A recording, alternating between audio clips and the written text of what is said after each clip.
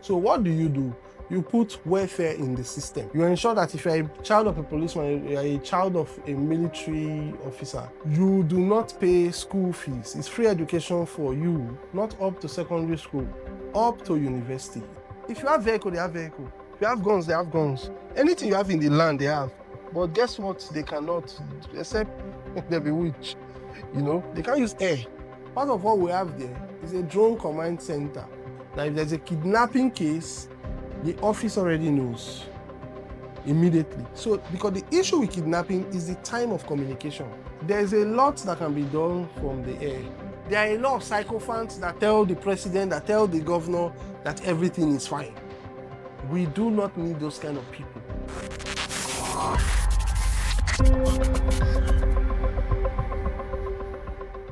Have you been worried about the security situation? Everybody has been. On the one side, they will say crime happens everywhere.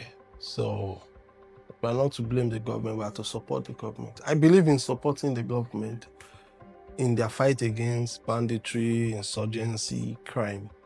But I also believe in holding the government accountable where they have not responded well or put adequate measures to prevent these things. So it's not about politics for me. The most terrible thing we could do is to play politics with insecurity. But what can be legislated? What can be put in place that would ensure, because I'm all about system that force people to work. I'm not always about the person. What can we put in place that will ensure that whoever is there has a minimum level of performance that he must deliver? My name is I am the AAC Senatorial Candidate for Edo South, and I have come with several plans. I am not here for the rhetorics. I've come with plans on paper that, if they are implemented correctly, we will see a new Nigeria. Okay. I think that part of the issues of insecurity in Nigeria is that we tend to have forgotten the role of the police. What happens inside the country, if it's not insurgents, then it is the police that should handle it. And the reason why the situation with the police is very sad is that it doesn't take much. The structure of the police is known. The stations that the police have is known. The budget that should go to the police is known. But not much is being done in this regard. Now, I want to circle back, right? When people criticize government and say there's insecurity, so we blame government, there's this argument that some people give that, okay, there's crime everywhere, and you don't blame the government for the crime itself, but again, you are supposed to blame the government for how they handle the crime. But there are preemptive measures. For example, police stations they're not equipped. They are not, in short, when I see the police on the road and they say money for fuel, I give to them, because actually I have real information as to how much is given per station for fuel. It's not even up to what you use in your house for one day. So we need to realize that the failure of the police has left a lot of burden on the military, right? Police should be the ones investigating kidnapping and getting the kidnappers. So, like you said, I'm trying to agree with something you said, that it is a systemic failure. The police is not equipped. In short, the little they are doing it out of their own conviction, because life is not good for them. And every time we want to approach this, we approach it from a salary perspective. Oh, I think President Buhari raised the salary of police officers. Maybe Tinubu has done one too. But what the man that puts his life on the line to protect Nigerians need is welfare. And in this light, I have come with a bill that has to do with a welfare package for essential workers. Now, this bill recognizes essential workers to be the following people: armed forces, doctors or medical practitioners, and teachers. So these are essential workers that if you lose them, society is in trouble. Every other person is important. But for this essential, because usually when we talk about 500,000 minimum wage, 400,000 minimum wage, 1 million naira minimum wage, the government will tell you, we can't pay everybody that amount. And some people will argue that they are correct. Okay, how about you pay the essential workers something around that neighborhood, for example? You know, it's still going to be a lot. But then, this is a smaller number of people. This is much more manageable. Now, that is not still what I'm proposing. I'm not proposing that you load them with money, and at the end of the day, they are the ones paying the school fees of their children. What I'm proposing is that the child of a policeman, the child of a soldier, should never ever go to a government school and pay 1 naira. I went to Uniben, University of Benin. It's a federal institution. They were children of policemen, they were children of soldiers, and they were paying school fees. Now, their fathers are fighting for Nigeria. Their fathers are fighting to protect the communities, and they can be shot and killed anytime. And what happens when they die? Nothing. They are thrown out to the wolves, the family. You know? I spoke with a lawyer who told me that for the police family to even get the compensation, the little compensation they are supposed to get, they have to go to Abuja several times and pursue it. Now, there's one person seated there in Abuja who is also a police person, who knows that he can die tomorrow, that is frustrating one family of a deceased policeman. All of these things need to change. So what do? You put welfare in the system. You ensure that if you're a child of a policeman, you're a child of a military officer, you do not pay school fees. It's free education for you, not up to secondary school, up to university. It is free education for you. We can make this happen by law. I talked about it in some other episode. You have barracks in the GROA. Push them out to the outside of the city. Make it nice for them. Create a farming system. Now I'm talking of military people now. And then the soldiers can earn and they can feed their family from that food cooperative system. What does this do? There should also be a school system. I've talked about that before, education, right? So what does this do? The education of your child, the feeding of your family is taken care of by government. Now, when you do that, you tell an average policeman, your children will get education up to university level, no problem. You always have food to eat based on the structure and the system, no problem. But if you take 15 naira from the road, you are off. So that person becomes more conscious of his job, and there's more need to keep the job. We can't keep pegging things on salary. There's inflation. Inflation gets worse sometimes. So we have to bring in welfare system. And we are talking of a smaller unit of people. You know, so when we make the police job attractive, we make it effective, we give them more reason to be to want to serve this country, I think we can empower them to go after the insecurity issues and even the kidnapping issues and put less pressure on the army. What used to happen is, because of the failure in the policing system, you will now draft in the army, which will give you shortage of members, armed forces members to fight insurgents. So the armed forces should be focused on insurgents, the police should be focused on the other crime. That kind of revamps the system. So when you speak to systemic failure, these are the kind of things that we are talking about. Okay, I think there was a committee in the time of Buhari, if I remember correctly, that was supposed to, what's the word? Like bring together the data we have been collecting, you know? Nigeria can be funny sometimes. We have NIN, yeah? We have NIN, we have BVN. Which other kind of identification do we have? We have all those, and we can't even get fingerprints. You know, I remember they went to rob in my sister's house, and there was fingerprint of the armed robbers all over the place because the wall was white. and it was useless. And you know, the kits they used to swap this thing off, it's very cheap, it's a small stuff. But the problem is that there is no data to run it with. Now you ask yourself, why is there no data to run it with when everybody has a bank account, when everybody has NIN number? You can't even have a phone number now without having NIN number.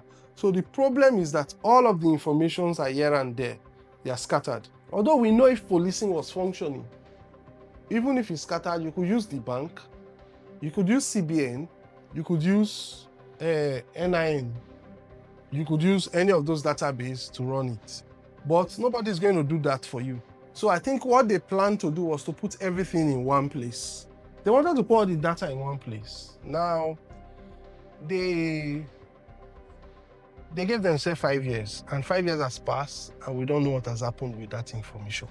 So there's need for Nigerians to have their data in one place. That will help. Because even if you use AI, you need to feed it with data. That is the problem. You know, there are things like drones that could have been used to fight kidnapping. There's regular drones that will give you the location and the pictures. There's armed drones that Turkey is very popular for. We have a good relationship with Turkey, you know? I know that if you have a good relationship with Turkey and they see a sincere government, I believe they'll give you that for free. Even just as what they will call feasibility, they will give it to you. You know, but the international community also needs to see a sincere government. A government that they know, okay, does not have bad records, either with corruption or any other thing. So there are a lot of technologies that is not being used. Somebody made a point and said, anything, insurgents, crime, anything, use air. If you have vehicle, they have vehicle. If you have guns, they have guns. Anything you have in the land, they have. But guess what? They cannot, except they bewitch. You know, they can't use air. Air is what you have that the criminals don't have. You understand? So how do you live in a state, in a city like Benin, and some courts, 100 of them are doing meeting and you don't know? There should be drones going about the whole city every night, just looking for gatherings and knowing what they are doing there. But we're not using it. These drones are available, the price is known, and everything. There's something even a senator can take care of. You know, that is why when we talk about the People's Office, which I think we'll talk about separately, part of which is my primary project for the Senatorial District, part of what we have there is a drone command center that will gather evidence, surveillance for the police, because we are not executive, so we cannot execute. So how do courts find a bush to stay when you could operate drone? How do kidnappers find a bush to stay where you could operate drone? Even if you talk about technology further, one of the bills that I'm pushing forward is that public transport, at least the known parks, they should go, the vehicles must be armed with cameras. How much are they? That camera that has solar, that is water resistant, even has light, that camera is like 50,000 naira per piece. That is something GIGM and those people can have on their vehicles. Now, if there's a kidnapping case, the office already knows immediately. So, because the issue with kidnapping is the time of communication. You know, sometimes they kidnap and you don't know until they call the family. But if there are vehicles and companies that have picked it up, it goes to the first command headquarters. If you have one helicopter, an helicopter is less than 1 billion naira. Let's round it up, let's say it's 1 billion naira. 36 states, it is 36 billion. Just round it up to 50 billion. That's not money to the federal government. Now, if you have that in Sapler Road, in First Command, to get to anywhere in Edo State is a matter of minutes. Now, kidnappers are on foot, you're on air. You are watching them with they will abandon the victims and run. You know, this is apart from drone. We're also talking helicopters and all of that. So there's a lot that can be done from the air, but we don't know why it is not being done. In short, it is one of the confusing things about the country, you know. So technology can be used better. Look at, like they say, these people make us. Now they are saying they use, what is it called, this in your mocks, whatever, Starlink. They say they use Starlink to make us. Even Starlink is not out of reach of the government. You could work with the company. There are a lot of things that could be done, but we are not sure why they are not being done. So that's just the truth. It is almost like it can be completely eliminated, almost like, because you say crime cannot be totally eradicated, but kidnapping is safe. If you count the incidents of kidnapping, you will know that, okay, if there was more seriousness from the government, you will not even hear anything again. Because I'm not a politician that would lie because I want to score points. There's more kidnapping in the US, for example, than Nigeria. Yes, because even personal kidnapping, somebody was left in the boot for 4 years, he didn't die. There are instances like that. The unresolved cases of kidnapping abroad are more than the present case of kidnapping now. You can't even compare, because there people kidnap for fun. People kidnap because they have mental problems. Nigeria have had it worse than we can have it. Now kidnapping is for money. If kidnappings were for ransom in the US, it won't work. It won't work because they can trace any money. Even the fiscal money, it drives me crazy. They kidnap people. Sometimes governments themselves pay this money. And government is giving you naira notes that they cannot trace. Like how? How does that even happen? You get, with whatever, you ought to be able to trace it. And there's the belief that when they are serious, they'll get them. Governor Okpebholo is very serious about Tinubu's election, because if Tinubu is not coming back, he's not coming back. We all know that, right? So when they took people in vegetable market, that was something that he knew can ruin the whole parade. And in 24 hours, they got the guys. I'm not undermining his good gesture. I will still praise him first. But the point is that was a high-profile kidnapping. But the moment, an excuse can also be made that if you notice all the high-profile kidnapping, because it is high-profile, the people are usually in town. So because of that, they easily get them. But one can also say, because they are high-profile, it is hard to take them out of the city. Because the moment they hear of a high-profile kidnapping, they shut the place down. You get it. But if it's not high-profile, before you know, they are taking them to another state. So if the government is serious, they actually do know what to do. That is why I am really not against people pressurizing the government the way they are doing, protests and all of that, even when I will not do it for personal reasons, But if there's seriousness, if every kidnapping is high profile, and it can be because there are not that many for now, there are not that many. That is another thing with exaggerating the problem. When you say, oh, every single day they kidnap, you're not helping either. The kidnapping is not as high as in the US, for example. It is the response that is very poor. That is why you can move children. Do you know what it takes to kidnap children?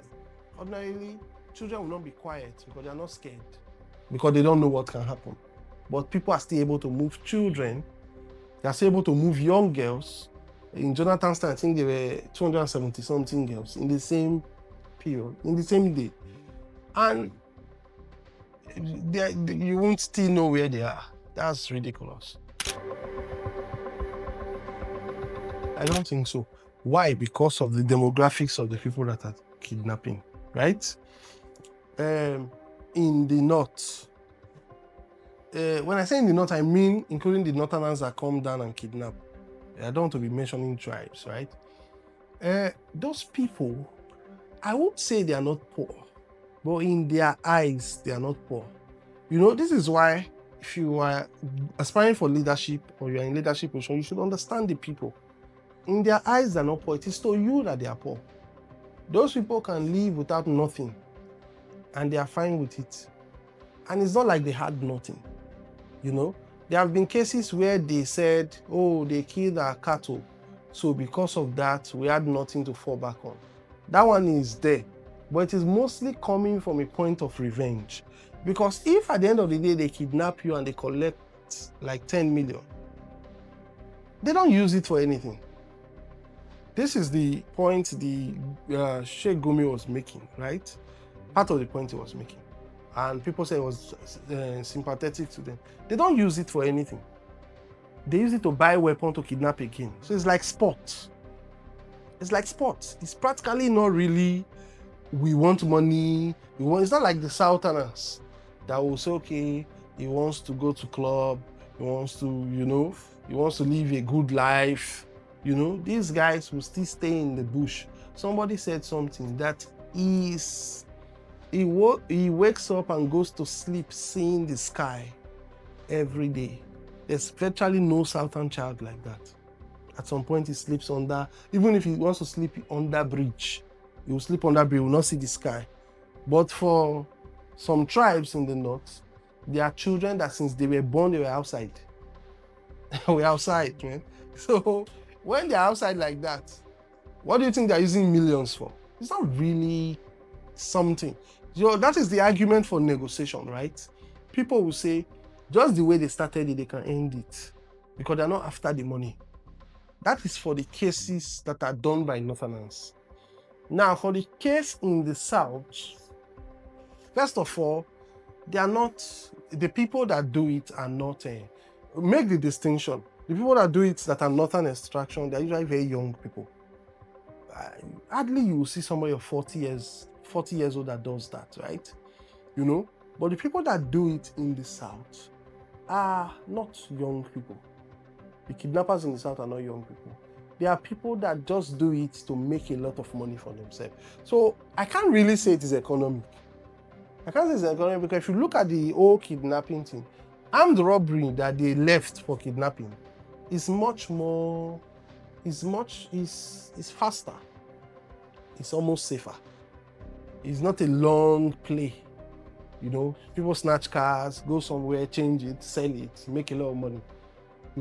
But kidnapping is almost like a culture, and there's something that is feeding that culture. And I know people will hate it that I will say it, but one thing that is feeding that culture is the politics that people are playing with it. You understand? People just, there's this, in other countries, what happens is, when something is wrong with the country, they'll criticize the government for not doing what they should. But there's a point in which they stand with the government to fight that issue. You get? But what we are seeing in Nigeria is that the people are practically campaigning with it, and it's not a good trend. Kidnappers are emboldened to do more. If you look at the trend of kidnapping of recent, it has changed. Before they'll kidnap, you won't hear from the kidnappers. If you hear anything, it's the call that they'll call the family, or they'll record the call, the family will record the call and post it. But now it is the kidnappers that post what they are doing. They'll beat the person, post the video, so that they can get more money. Because when they beat that person, it is the government everybody is cursing. It is the government everybody is on, and that increases their ransom. So it's a cultural thing, it's a political thing, it's a thing of revenge, it's a social issue. That's why some people say, talk to them if you cannot kill them. But I don't see why we cannot kill them. Okay, unfortunately, some of it is political, right? But one thing I hate to do as opposition is to assume, you have to have the hard facts, but some of it appear to be political. Let me give you an instance. We saw what Governor Okpebholo did, the way he was active. For whatever his intentions were, he delivered. As far the kidnapping that happened, he delivered. Yeah? And he's setting up a speedy court. And he said he's going to hang people in Ring Road. Although he should not do that, because that would just make it seem like there's a lot of kidnapping going on, more than usual, right? That would scare people more. So, but we saw how he delivered. He delivered because he had these people to explain to, and it was in their face. So, Tinubu, Okpebholo, Peter Obi, Atiku, Abacha, everybody knows that part of the solution to this issue is state police. Do I even like state police? That's another topic. But we know that as per this issue, if you cannot solve the whole Nigeria at the same time, at least give people power to be solving their own separately. Everybody knows. But why?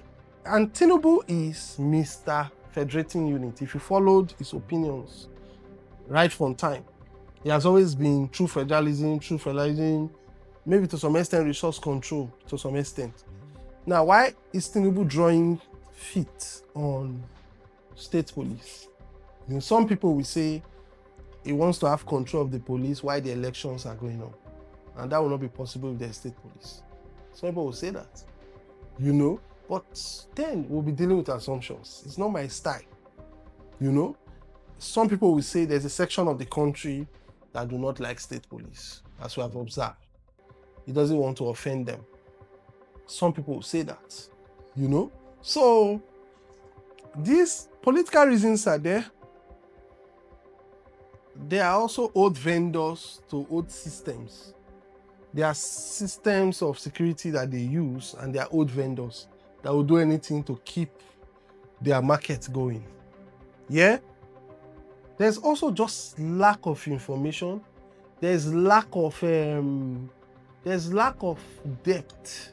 Because some of these people are stuck in their ways, the way they say it in the hip-hop. They say you're stuck in your ways. It's just the old style that you know. For example, we will say there are no computers in police stations. So they are writing statements manually. But if there were computers, most of the people standing behind the bar cannot even operate it. Do you get? And if you say you want to go and train them on how to operate it, it's a contract. They will give one company that does not exist, that is related to one commissioner, and they will just do as if they trained them and they did not train them. You understand? And we're back to square one. So even though you buy computers, you are still not going to have people that will operate them, they'll pack them somewhere. So until you get to the root of the issue, and the root of the issue is political will, the sincerity of the leader. If the leader wants something to happen, it will happen. The governor said it, that the commissioner was in Abuja when the kidnapping happened. Commissioner did not come back. Commissioner of police did not come back by himself. It's his sense to come back. And the governor now called and said, you have to come back. He now came back. Do you get? So if the leader wants something, he will get it. So that is where it sounds simplistic, but that is the truth of the matter. If the leader wants something, we'll get it. And I think people are waking up. Like I saw a video of Lagos State Commissioner, I think so, talking to the DPOs and saying, if there's a case of kidnapping again, that DPO is going in your region. Simple. If Tinubu calls, you need to be in this circle to understand why they have the problems that they have, right? Somebody I know, okay, I will not call the president's name for a reason. I will not say the reason, because if I say the reason, people will know why. Somebody I know said he followed somebody to go and meet a particular president. Now, this particular president is known to be very jovial, Nigerian president. He said when they went to meet him, they were just talking. That in the first place, the things the president was saying in his presence, like, you don't know me before, that he was a little bit uncomfortable. That one guy now came, if I call that one's name, you also know, he's a popular person, and said, Mr. President, excuse me.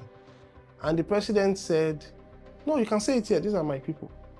So I've not met this man before, he doesn't know me. He did not even ask, who am I to the person that brought me? He said, you can say it in front of my people. The guy was not like, I think you should excuse. And I said, no, don't say it. I almost called his name. Say it. He said, the thing the person told the president, he cannot tell me. This is my friend.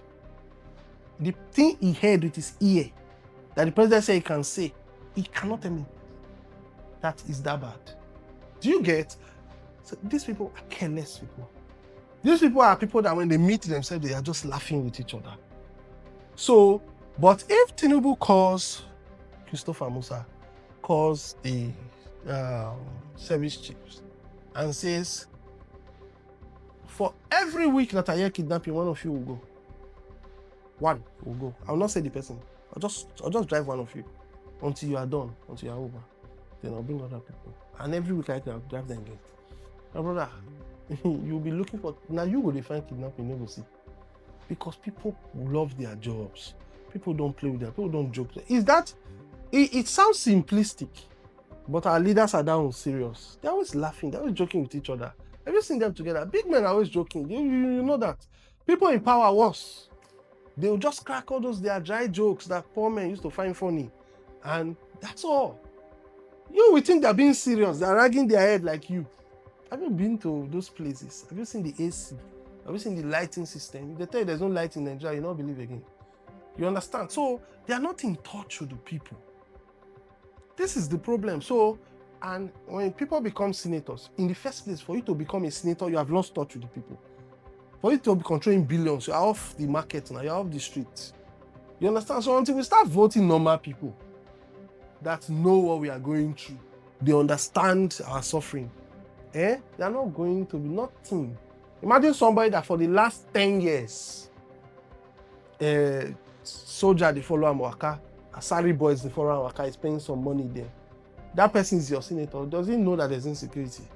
Nobody can near him for like a decade ago. It was a decade ago that he felt, say the locked door, or 2 decades ago. That person now is now your senator. Why do you think he will be crying about insecurity? He's just going to feel that this thing is not there. We are human beings, we lost touch. So we need to begin to elect normal people that will say, I remember when they carried this person, I beg, we need to do something. I think that's just the solution. We want to shorten the time of reporting by ensuring that people are always on the camera. If you're abroad, you are always on the camera. Even you know, it's even something that rights activists are complaining about sometimes. They'll say there's deep state watching us and all of that. We want to ensure that you put the community on the camera. Inside your house, you can have your privacy. But if something happens, there should be a footage. For example, they killed somebody or some people at the front of Uniben. I don't think there's a CCTV camera there. At the front of the University of Benin, bro, you are talking 30,000 youths in a compound, and you don't have cameras. Why would they play now? How would they play? You understand? So, put everybody, let it be that you can commit crime, but we can follow you. And you don't know the extent to which we can follow you. You are doing that. The people that are fighting the crime, they're fighting the crime with passion. Because their children's welfare, this country is taking care of it. Because their food that they are eating, this country is taking care of it. Because they know what it is, that they keep everything in place. For example, it's just that I'm not doing an executive office. One of the proposals, I've been writing proposals to these politicians, by the way, and it's because they didn't do it. If they were doing it, I will not run. I hate to be a senator, for God's sake. I hate it. I hate to be a politician. I'm saying it to the camera. I hate it. I absolutely, totally hate it. But I don't have option. This is how I can help my people, right? I've been writing proposals to them. One of the proposals I wrote was that I said, these soldiers in the barrack that are not fighting, what are they doing there? Spread them in the town per area. You put a soldier per area, you organize vigilante there. So he's the head of the vigilante, right? So you just tell him, look, we'll take care of you and your family, we'll pay your house rent, it's all good, but we don't want to hear any crime in this area. Kawai. You get it. People are going to be serious. Incentivize this thing. Put things that are not just money. Because money can finish, Put things there so the people are motivated. Then you are now able to say, okay, crime is crime. It will always happen, but we'll come after you. The state is strong enough. They have the data, and what they are using to come after you, you don't have it. That's where the whole air suggestion comes in. Whether it is helicopter, some people will say helicopters are noisy. Drones, you kidnap people. They'll just come and spray gas on the camp. It is where you're sleeping, they'll come and carry you. Just wake up in the station. When that happens to you, you'll be like, okay, this government is bigger than me. People will now chill. Because the kidnappers we have now, most of it, especially from the north, they are insurgents. They're not really just kidnappers, they're insurgents. They are trying to destabilize the government. That's what they're trying to do, to be honest. It doesn't pay me to say it as an opposition, but that's what they are doing. That's their aim. If you see them putting this Oyo is very specific. You ask yourself, what do they want, right? They're not saying anything. They're not saying anything. They will do like this, do like this. Last house announced, just release our people. Which people? Have they specified? So the incident in Oyo is very suspicious. People say it seems as if this. I criticize Governor Okpebholo for saying it because you ought not to speak like that as a governor, But it's very, very, very suspicious. So when you are doing that kind of insurgency and you realize that the state is bigger than you, even those sponsoring them will dare not sponsor them. So it's not an excuse that people are sponsoring them against Tinubu. There's always a reason to commit a crime. What are you doing about it? That is the issue. So we'll be seeing a situation where it will not be crime-free, but the state will be able to follow the crime. A friend told me that a former governor of this state, that his house, his own house, my friend's house, is opposite a shopping mall. I saw him here now. He didn't have one security in the US. He didn't have one security. I even just greeted him. He did not have one security because he knows that there are policemen around. He knows that there are people who have sat in the office and said, that mall, VIPs used to come there. So he knows that some of those cleaners that are there are even security people. He knows that they are thinking ahead. Put these people on a special scheme. Anything we are suggesting, what's interesting? Anything we are suggesting is not really new. It's not really new. Let me give you an instance. The police is more corrupt than the military, for example. Every Nigerian will agree. A soldier man is less corrupt than a policeman. Now, soldiers have more welfare than police. You see their barrack now. Can you compare any barrack to police barrack? The military barrack to police barrack. So that one is there. Then, so you see that, okay, look at the DSS. DSS is not as corrupt as police. You get it? The DSS payroll is more. Their welfare package is more. Look at EFCC. It's unfortunate that I'm comparing everything with police, So we're just saying that if there's more to losing your job than losing the money that you are being paid, people will do better. Okay, the thing is this. They used to say the president is a PRO. He is the public relations officer of the country. What do we mean? If there is a crime that happens, it's public. Even if we want to give you the excuse that you are doing some underground work, people want to see you, that you are with them. That was the first problem. I think for 2 weeks we did not hear from federal government, if I'm not mistaken. Actually hear from them. I think it was after Tinubu's primary election, which I felt the primary election should have still held, because the party issue is not really, it's okay. All the government things should have held. I'm not that kind of opposition, right? But something could have been done immediately. Or something could have been seen to have been done. Very important, But that wasn't seen to have been done. Then weeks later, he sent a presidential team, Whatever made you not send that like a day? And the advice I would just give to the government is that we know governance is not easy, right? That is why we used to say, I would say, and I've suggested these things to these people, break the corridor of power. The problem is the corridor of power. When you are in government, you have a lot of people telling you that you are doing well. I don't want all those people near me. I want people that criticize me. I want people that tell me I'm not doing well. This is where you're not doing well. I don't want those people near me. The corridor of power is full of sycophants. We can see that in a lot of government, in virtually every government, including the one that we're in now in Edo. Sycophants, people that just tell the leader that he's fine. In short, even sometimes when these insecurity issues happen, because it's good we know the problem, not just that they don't care. They tell the leader, they tell the president that it's a lie. If you remember Chibok, One of the reasons Jonathan was slow is that Jonathan was under the impression that it was a lie. It sounded like a lie. 270 girls moved from where to where, how? Do you get? So Jonathan was under the impression that it was a lie. So the federal government was slow. The same thing happens with things like Oyo. They may say it's just one issue, the police is handling it. There are a lot of sycophants that tell the president, that tell the governor that everything is fine. We do not need those kind of people. What the president should do, what a governor should do is to have like 10, 15 people. What do? They monitor social media. They are just ordinary people. They sit in his office, the same office. They just monitor social media and they say, Mr. President, this is happening, that is happening, that is happening. Direct reporting from the people. Look at the governors, they have SSAs. What do these guys do apart from collect money? There are SSAs that will never see the governor in his eye, and they are senior special advisors and the special assistant, what do they call them? They will never see the governors in their eye. They'll just collect money, 200-something thousand, and that's all they do, right? Now, how about you have, people will say, you have SSAs, there are too many, 1,000 SSAs, have 2,000 SSAs. But guess what?